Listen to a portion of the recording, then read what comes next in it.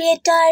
ফেসবুকে selfie upload করে লাখ লাখ টাকা আয় করবে ও। ওকে সারা বাংলাদেশের মানুষ এক নামে চিনবে, সেলফি পাগল মেয়ে মিলি। ওর পরীক্ষায় পাশ করার কি দরকার আছে ম্যাডাম? ফাতেমা, তোমাকে বলেছি না আমার বিষয়ে তুমি নাক গলাবে না। কেন আমার বিষয়ে কথা বলছো?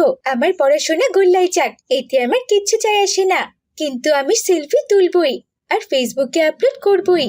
এতে করে প্রয়োজনে আমি মাদ্রাসায় ছেড়ে দিব, বুঝেছো?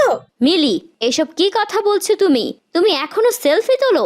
তোমাকে এর আগে কতবার নিষেধ করা হয়েছে, স্কুল থেকে নোটিশও দেওয়া হয়েছে, কিন্তু তোমার তো দেখছি লজ্জা শরম নেই। আর ফাতেমা কি এমন খারাপ কথা বলেছে?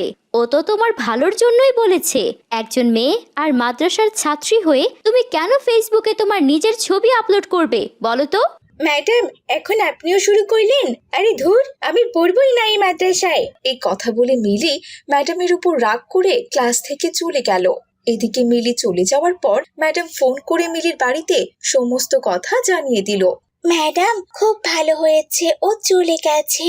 ওর মতো ছাত্রছাত্রী আমাদের মাদ্রাসায় দরকার নেই। ও একটা সেলফি বাজ মেয়ে। ও সব সময় চায় আমাদের ক্লাসরুমের পরিবেশ নষ্ট করতে। সবাইকে ওর মতো সেলফি বাজ করতে চেয়েছিল, কিন্তু আমার জন্যই পারেনি। ঠিক বলেছ ফাতেমা। দেখবে ওই মেয়ের কপালে দুঃখ আছে।